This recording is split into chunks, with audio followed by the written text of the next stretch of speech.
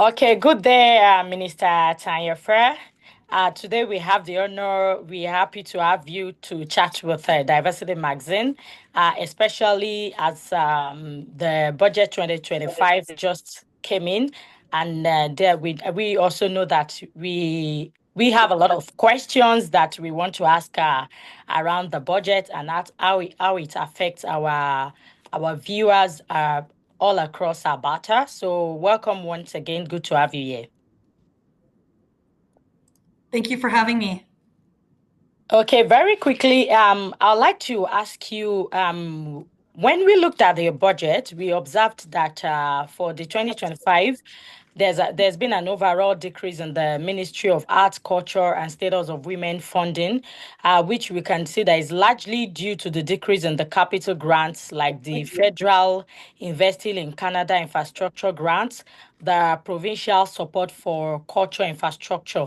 So with this grants not being in place for the budget this year, that means that there's a shift in funding.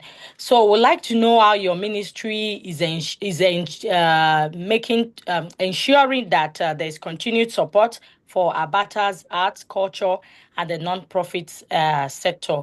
Do you have alternative fundings? Do you have strategies to make sure that these industries are well funded as they've always been?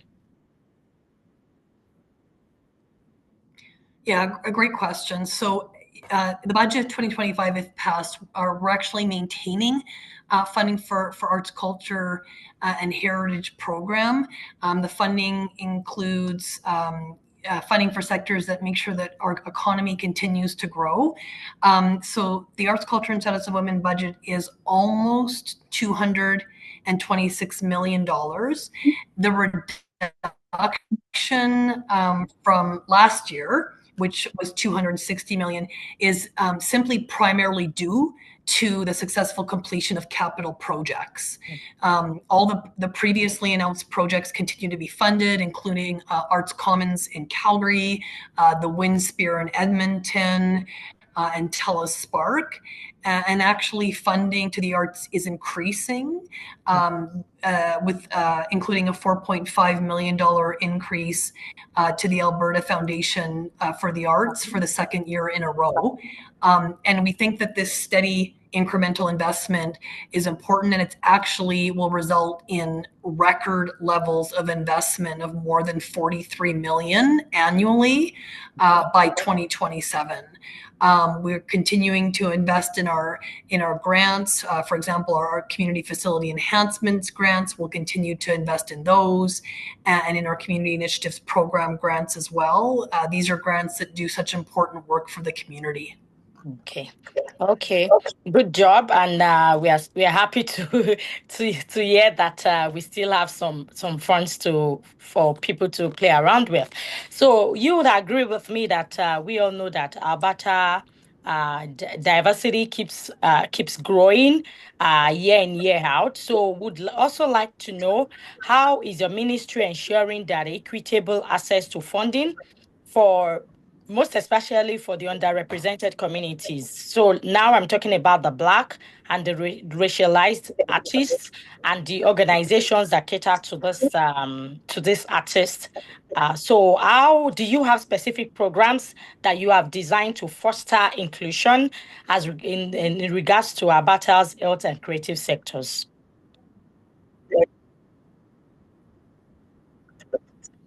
Yeah, really important question. You know, our nonprofit grants support organizations representing communities of all backgrounds to develop and offer programming and celebrate events. Okay.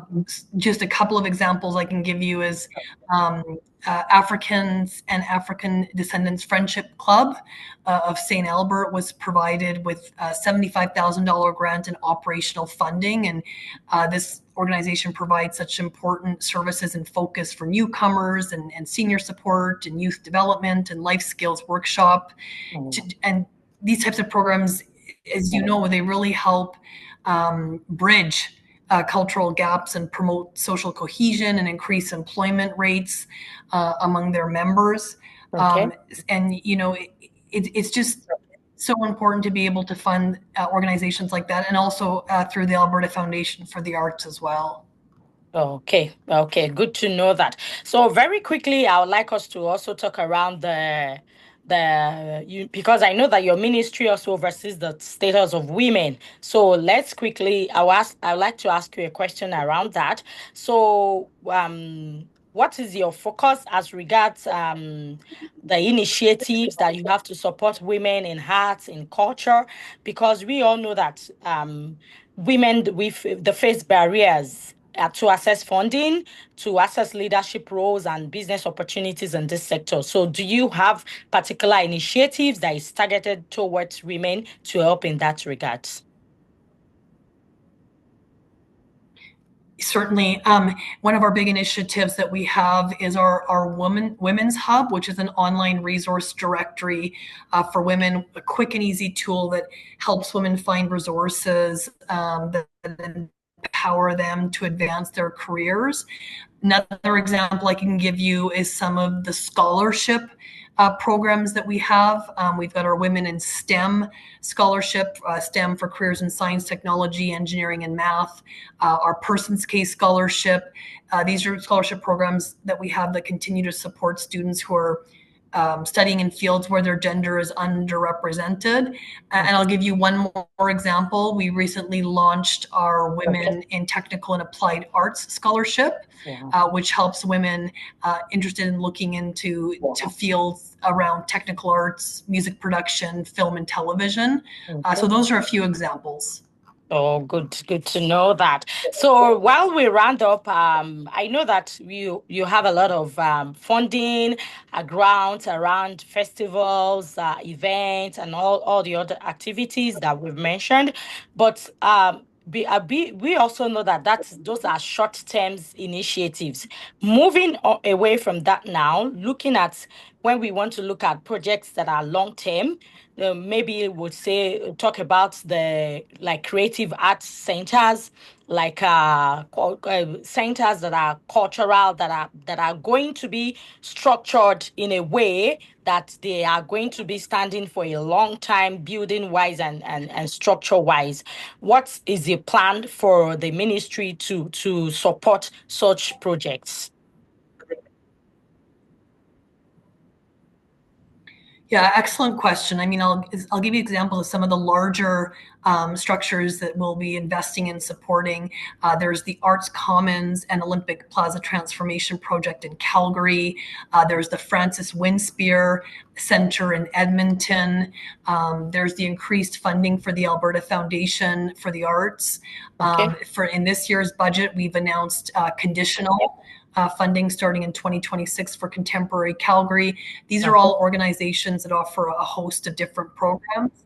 And then again, we encourage community members, arts organizations, and nonprofits to apply for our community grants.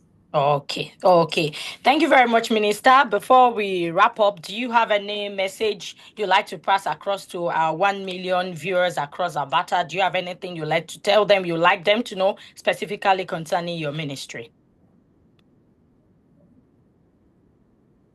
Yeah, I just reiterate what I said. I really encourage people to go to our website, alberta.ca, and check out the different types of grants that are available for nonprofits, arts organizations, community organizations to apply for under my ministry. There's many, but some of the big ones I'll just mention again are our Community Facility Enhancement Program grants, Community Initiatives Program grant, and crowdfunding grant. Check out those applications and apply if you're eligible. We want to make sure we're supporting local organizations. Thank you very much, Minister, and thanks for the support always. We appreciate it.